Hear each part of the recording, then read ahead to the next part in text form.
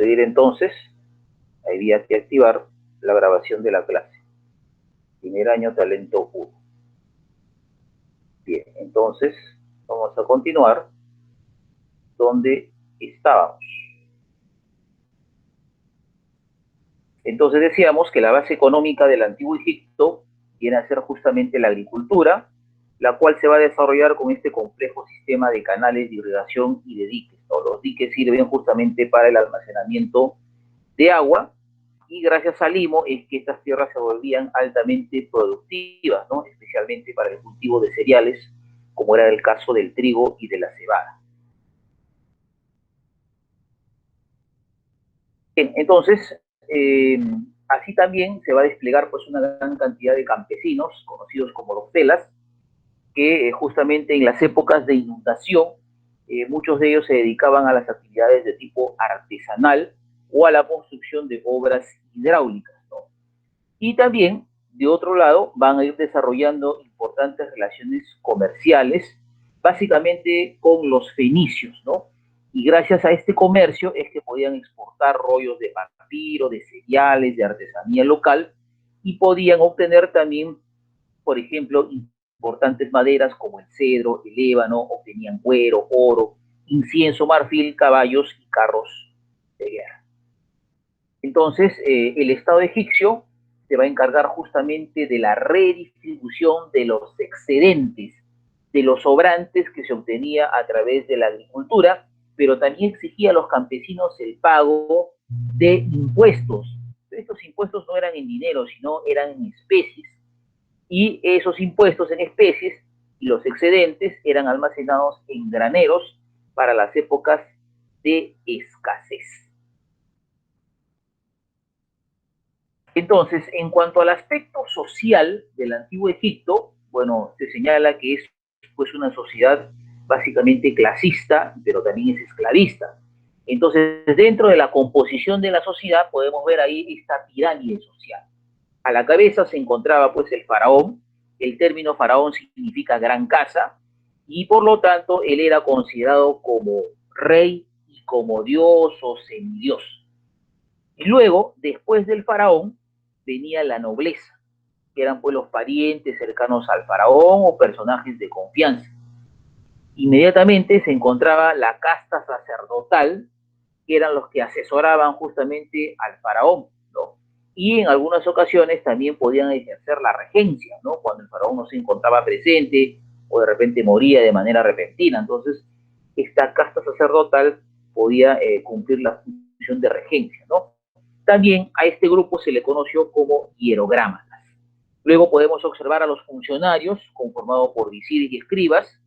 Luego se encontraban los soldados profesionales, que eran los encargados de la expansión y la protección de los territorios. Luego podemos observar ahí a los artesanos y comerciantes, que vendría a ser la clase trabajadora tributaria. Y ya por último, en la base, se encontraban los esclavos, ¿no? Que eran obtenidos mediante las guerras de conquista. Bien, entonces, políticamente, el antiguo Egipto se caracteriza por ser una monarquía, ¿no? Porque había la figura de un rey, pero era una monarquía también de tipo absoluta, porque el faraón concentra todos los poderes. Y así como es una monarquía absoluta, también es una monarquía teocrática, porque el faraón se creía, ¿no? Hijo o escogido de Dios, ¿no? Entonces, durante aproximadamente 3000 años de historia egipcia, se sucedieron alrededor de 30 dinastías o familias gobernantes, con un total de aproximadamente 260 faraones, ¿no? Y la dinastía reinante pues podía establecer, ¿no?, como nueva capital religiosa o administrativa, ¿no?, alguna ciudad donde pudiera pues ejercer mejor el poder. Bien, entonces, dentro de la larga evolución de la historia egipcia, podemos observar justamente algunos periodos. Bueno, en este caso de los periodos de la historia egipcia, puedes encontrar una diversidad pues, de periodos, dependiendo los historiadores que la van desarrollando. Algunos se le asignan mayores periodos, otros menores periodos. Entonces, en este caso tenemos, por ejemplo, desde hace 4000 años antes de Cristo, un llamado periodo predinástico, antes de la aparición de las dinastías, ¿no? cuando Egipto todavía estaba dominado por las comunidades agrícolas conocidas como nomos, ¿no? Luego, hacia el 3000 a.C., se observa un periodo timita, donde se produce ya la unificación del Alto y del Bajo Egipto, se señala por obra del primer faraón Menes o Narmer. Luego tenemos el llamado Imperio Antiguo del 2640 a.C., cuya capital va a ser la ciudad de Memphis, ¿no? Y durante este periodo se construyen las tres grandes pirámides de Gizeh. Luego vendrá un llamado primer intermedio, el año 2160 a.C., cuando ocurre pues una crisis política y la división de Egipto. Luego tenemos el llamado Imperio Nuevo del año 2055 a.C., cuando se produce la reunificación otra vez de Egipto por medio del faraón Mentuhotep II, quien va a imponer el culto al dios Amon-Ra. Luego observamos ya un segundo periodo intermedio, cuando se produce la invasión de los hicsos en el año 1550, y ellos van a introducir pues diversos elementos al territorio egipcio, entre ellos el hierro, ¿no? Luego de este segundo intermedio, hacia 1550 a.C., viene el llamado Imperio Nuevo, que es la etapa pues de mayor esplendor, de mayor apogeo de Egipto, y ahí destacan los faraones Tutmosis III, Amenhotep IV, Tutankamón y Ramsés II. Y por último podemos ver ya el periodo de la decadencia a partir del año 661 a.C., cuando se produce una serie de invasiones. Primero llegarán los asirios, luego viene un breve renacimiento cultural conocido como Renacimiento Saíta, y posterior a esto se produce la llegada de los persas, más adelante de los macedonios, y por último se producirá la llegada de los romanos. Bien, entonces, a lo largo, ¿no?, de la historia del Antiguo Egipto, podemos observar un primer momento, ¿no?, el más antiguo, hace pues unos 3100 años antes de Cristo, cuando se produce el establecimiento de estas comunidades agrícolas y ganaderas, ¿no?, conocidas como nomos o spas, ¿no?, y que luego, posteriormente, serán gobernadas por los llamados nomarcas. Entonces, durante este periodo se inventa la escritura jeroglífica y el calendario solar. Y podemos ver en el mapa que la zona del Antiguo Egipto va a ser comprendida por el llamado Bajo Egipto, cuya capital será la ciudad de Buto, y luego el Alto Egipto, cuya capital será la ciudad de Hieracón. Entonces, hacia el año 3100 a.C., el faraón Menes o Narmer, conocido en la historia como el rey escorpión, va justamente a unificar el Alto y el Bajo Egipto y va a establecer como capital la ciudad de Tinis, ¿no? Y es considerado como el primer faraón, ¿no? Ahí tenemos una representación en estas famosas paletas de Menes o de Narmer del Antiguo Egipto.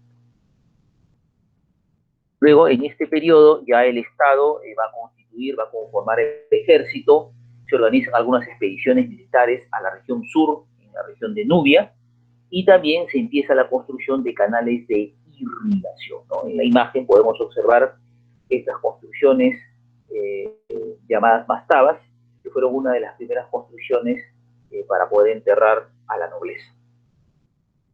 Aquí, hacia el año 2640, la capital ahora se va a trasladar a la ciudad de Memphis, con el objetivo pues de controlar la producción agrícola en la zona del delta, ¿no? Durante este periodo se va a producir la construcción, por ejemplo, de esta pirámide escalonada del faraón Soser, por el arquitecto Imhotep.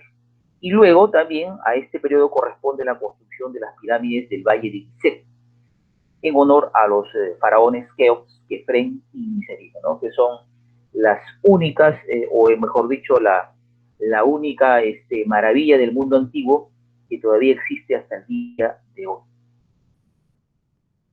Muy bien, entonces estas construcciones obviamente implicaron pues, ¿no?, el trabajo de miles de trabajadores tributarios.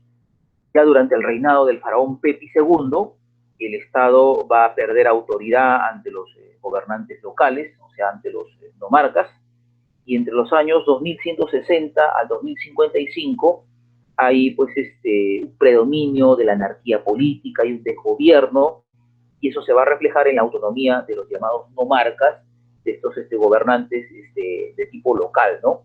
y se van a ir sucediendo diversas dinastías. Ya durante la época del gobierno del faraón Mentuhotep II, se produce ahora la reunificación otra vez del Antiguo Egipto a partir del año 2055 a.C. Entonces, este va a ser pues un periodo de estabilidad política, se organizan diversas campañas militares pues para restablecer las rutas de comercio y la explotación del oro en la región de Nubia, y durante el gobierno de Mentuhotep se va a establecer justamente el culto al dios Amón, que luego se fusionará con el dios del norte, que era el dios Ra, y nacerá el culto a Amón-Ra. Ya hacia el año de 1795 a.C., se produce una nueva etapa de inestabilidad política, llegan justamente los Hyksos, que eran procedentes de la región de Canaán, va en esta región norte de Egipto, y luego, con la llegada de los Hyksos, ellos van a llevar algunos elementos importantes, como es el carro de guerra, el caballo, el hierro, y van a establecer como su nueva capital la ciudad de Avaris, ¿no? Y finalmente, en algún momento, ¿no?, estos extranjeros serán pues expulsados, ¿no? Ya esto es durante el gobierno del faraón Amosis I en el año 1551, dando inicio ya al llamado Imperio Nuevo o Neo-Tebano. Bien, entonces, durante el Antiguo Egipto también podemos observar el gobierno, ¿no?, de algunas mujeres. Ese es el caso de Hatshepsut, que era esposa y hermanastra de Tutmosis II. Ella va a asumir, pues, ¿no?, el trono a la muerte del faraón, y va a ser considerada, pues, como la primera gran emperatriz de la historia, ¿no?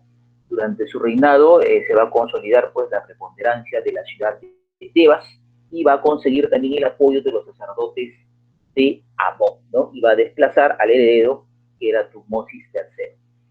Entonces, durante el gobierno de Hatshepsut, se va a conseguir pues un desarrollo mercantil importante, y a nivel arquitectónico va a impulsar la construcción del templo conocido como Deir el-Bahari, ¿no?, que fue una obra encargada al arquitecto Senenmut. Entonces, ya posteriormente, durante el reinado de Tutmosis III, esto es ya después de la muerte de Hatshepsut, en el año de 1450, durante el reinado de Tutmosis III ya se produce pues la máxima expansión de Egipto, se conquista la región de Canaán, ¿no?, luego de derrotar al imperio Mitanni, y se va a llegar incluso hasta la cuenca del río Éufrates, ¿no?, sometiendo a los diversos reyes o gobernantes locales, ¿no? Ahí podemos ver justamente este mapa, ¿no?, la zona en color verde, ¿no?, la época de mayor expansión del imperio egipcio. Luego ya posteriormente, durante el reinado del faraón Amenofis IV, quien va a suceder el gobierno a Amenofis III hacia el año de 1351, se va a generar pues un creciente aumento de la influencia política de los sacerdotes de Amón, ¿no?, del dios Amón, el cual va a ir perjudicando justamente el poder del faraón. Esto va a motivar justamente a que el faraón vaya a impulsar una reforma de tipo monoteísta, o sea, va a promover el culto solamente a un dios. Por lo tanto, va a reemplazar el culto del dios Amón por el culto al dios Atón, ¿no?, o disco solar. E incluso el propio faraón va a cambiar su nombre, ¿no? Va a dejar de llamarse Amenofis, más bien ahora se va a llamar Akenatón, ¿no? Y va a establecer como nueva capital a la ciudad de Tel el Amarna, ¿no? Por lo tanto, va a suprimir, ¿no?, va a eliminar a los demás dioses, y va a iniciar una persecución a los sacerdotes del dios Amón. Posterior a Amenofis viene el gobierno también del faraón niño, Tutankamón, quien al parecer pues gobernó muy poco tiempo y murió pues a una edad muy temprana, ¿no?, 13, 14 años de edad, ¿no? Por lo tanto, durante su reinado, este soberano, este faraón, va a ser influenciado, va a ser manipulado por los sacerdotes de Amón, y él finalmente va a restablecer el politeísmo en el antiguo Egipto. Luego, durante este periodo de gran apogeo, destaca indudablemente la figura de Ramsés II, ¿no?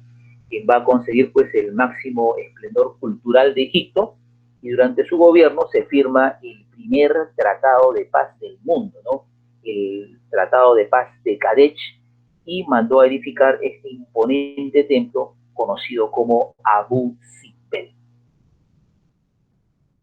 Muy bien, entonces ya posterior a esta etapa de gran apogeo, viene ya la etapa de decadencia, ¿no? Entonces Egipto va a ser sometido por otros reinos, ¿no? Se producirá entonces la llegada del Imperio Asirio, que va a conquistar justamente la región de Egipto, a cargo justamente de sus reyes, Asaradón y Asurbanipal. Luego vendrá pues un breve periodo conocido como de renacimiento cultural, ¿no? O renacimiento saíta, donde el faraón Samético I consigue pues expulsar a los asirios de Egipto. Ya posterior a este renacimiento saíta, ¿no? Se produce pues la llegada de los persas, ¿no? Con su rey Cambises, que invade justamente también la región de Egipto.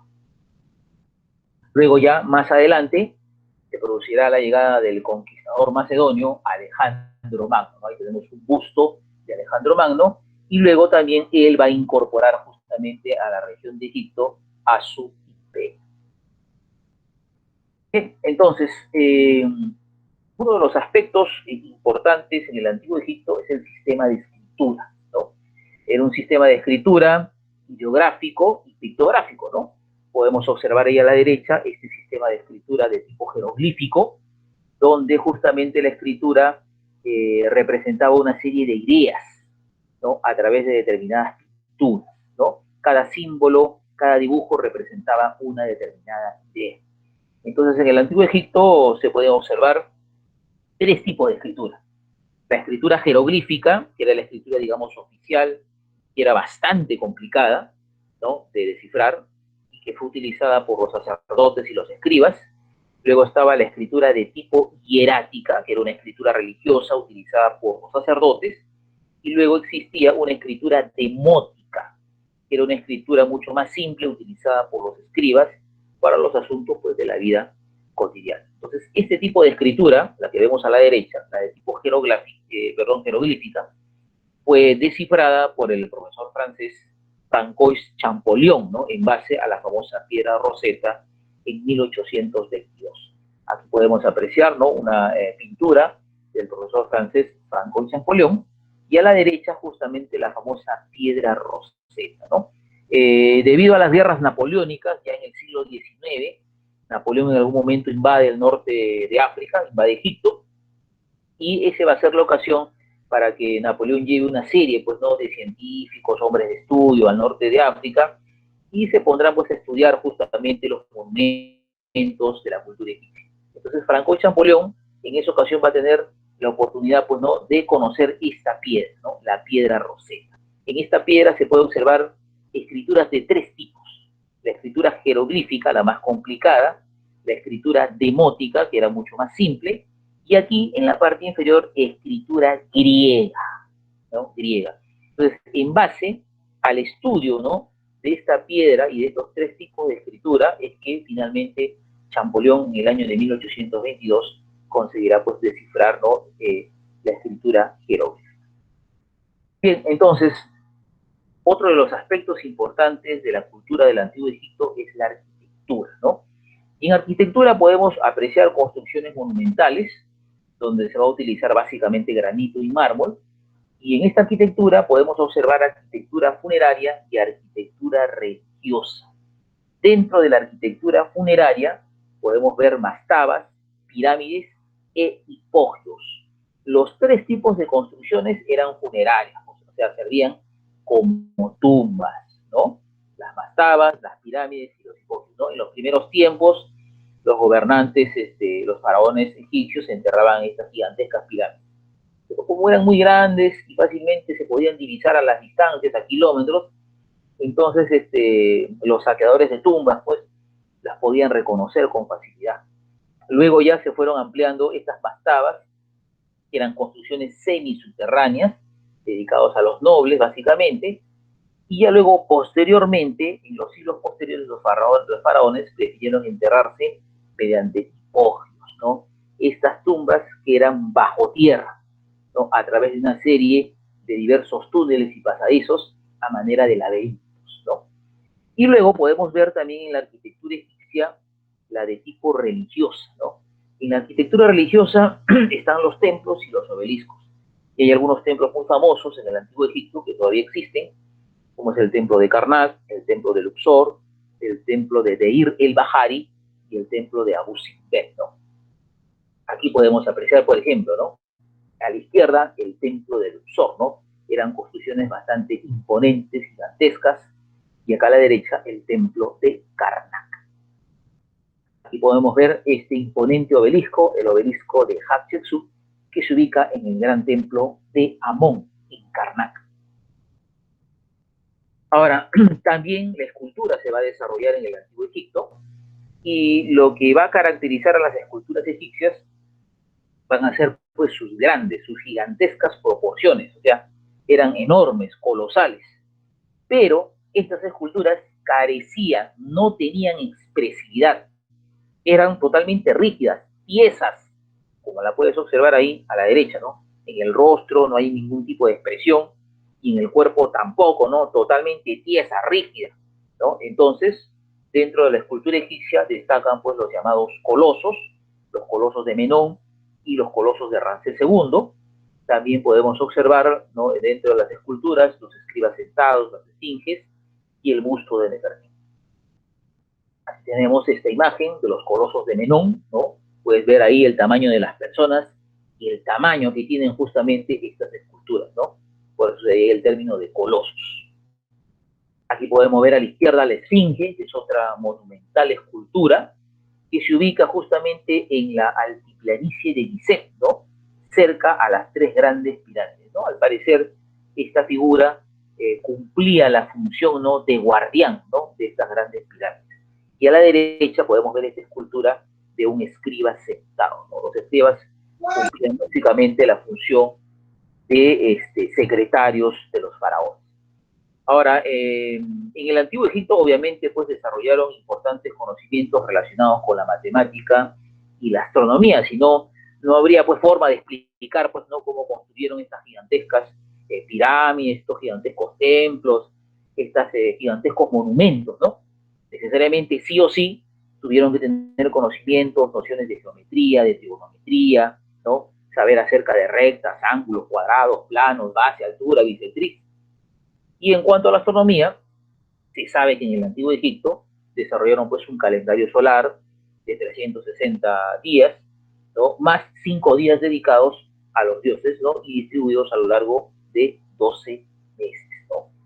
Asimismo, también los egipcios desarrollaron técnicas de momificación, ¿no? En el antiguo Egipto, hemos dicho, hay una creencia, ¿no? Acerca de que la vida no se termina con la muerte, sino que la muerte es un paso, ¿no? Para continuar la vida en otro plano.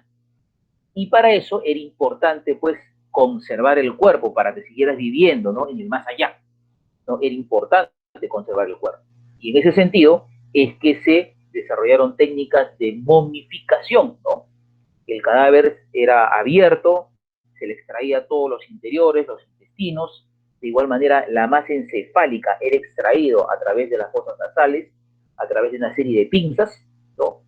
Por lo tanto, luego el cadáver era pues rellenado el cuerpo, ¿no? Con una serie de hierbas, de una serie de mezclas aromáticas, ¿no? De manera externa también se le cubrían, ¿no? Al cuerpo con una serie de mezclas, ¿no? Para poderlo conservar. Y ahí a la derecha podemos ver, por ejemplo, esta momia, ¿no? Que se ha conservado, ¿no? Justamente del faraón Ramsés II. Entonces, una de las tumbas reales más importantes que se han hallado en el antiguo Egipto corresponde justamente a la tumba de este faraón, de Tutankamón, ¿no? Que fue encontrada, ¿no? En el año de 1922, a inicios del siglo XX, por el arqueólogo Howard Carter y su patrocinador, el inglés Lord Carnot. Ahí podemos ver justamente esta fotografía, donde se puede apreciar a Howard Carter en el momento en que está justamente descubriendo justamente el sarcófago de Tutankamón. Entonces, en cuanto a la religión, ¿no? a la religión egipcia, ellos pues habían desarrollado varias ideas al respecto. Dentro de la religión egipcia existía pues un panteón importante de divinidades, de dioses, por lo tanto pues era una religión politeísta. Esta religión también tenía pues un control importante, o era ejercido el control por parte del Estado. Asimismo también había una preocupación y una creencia por el más allá, por la vida en el más allá, y por lo tanto esta religión egipcia adoraba una diversidad pues de dioses de tipo zoomorfo y también antropomorfo, ¿no? Zoomorfo de formas de animales y antropomorfo con formas de hombres y de animales, ¿no? Lo que va a evidenciar pues el culto tanto a animales como a las fuerzas naturales. Y la religión egipcia también fue una fuente de estudio pues para poder conocer, ¿no?, acerca de algunos aspectos religiosos, como son estos textos llamados el texto de las pirámides o el libro de los muertos, ¿no?, que vendría a ser toda una recopilación de fórmulas para justamente alcanzar la vida en el más allá. Y aquí podemos apreciar, por ejemplo, algunos, ¿no?, algunos porque el panteón de dioses egipcios es muy amplio. Podemos ver aquí justamente algunos dioses egipcios: Osiris, que era el dios y juez de los muertos; Oru, que era justamente el hijo de Isis y Horus, y Osiris, representado como el dios halcón; Isis, que era la diosa del matrimonio; Anubis, que era el dios de la modificación, con la cabeza de chacal; Set, que era el dios del desierto y la maldad; Amón, que era el dios principal en la ciudad de Tebas; Ra, que era el dios creador; Tot, que era el dios de los escribas y la sabiduría; Hathor, que era la diosa representada como una vaca; Bastet, que era la diosa con cabeza de gato; y Maat, que era la diosa de la justicia.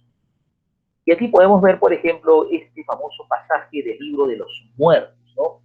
Era un texto que todos los egipcios debían de leer porque había una serie de cábalas, ¿no?, donde la persona antes de morir debía memorizar esas cábalas para poder ingresar en el más allá, en la vida en el más allá. Entonces aquí podemos ver este dibujo, ¿no?, es un pasaje de este texto del libro de los muertos. Se puede ver a la izquierda al dios Anubis dando la bienvenida al difunto, ¿no?, la persona que acababa de morir. Y luego Anubis, lo vemos ahí en la siguiente imagen, pesaba el corazón del muerto con la pluma de Maat, ¿no? A un lado el corazón, al otro lado la pluma de Maat, ¿no? Entonces, si el corazón pesaba más que la pluma, quería decir de que este hombre había hecho pues una labor, ¿no?, sincera, no verdadera, había hecho buenas obras, ¿no? Entonces se le permitía pues el paso, ¿no? Pero si la pluma pesaba más que su corazón, entonces era una persona pues que había hecho maldades, ¿no?, en la tierra. Entonces aquí podemos ver, ¿no?, al dios Top anotando el resultado, ¿no?, de la balanza que está utilizando justamente Anubis. Entonces, obviamente, si el corazón pues no pesaba más que la pluma, entonces de inmediato el difunto era presentado ante Osiris por el dios Horus, ¿no? Y aquí podemos ver a Osiris acompañado por las diosas Isis y Nephthys, ¿no?, que van a dar la bienvenida al difunto a la vida eterna. Bien, jóvenes, entonces hasta aquí, bueno, ya el tiempo nos ha sobrepasado, nos está sobrepasando porque no va a haber tiempo para ver acerca de los temas relacionados con Mesopotamia. Bien, hasta aquí, ¿alguna consulta al respecto? ¿Alguna duda? Bien, entonces, si no hay preguntas, asumo que está todo claro. Vamos entonces a concluir con la grabación de nuestra sesión.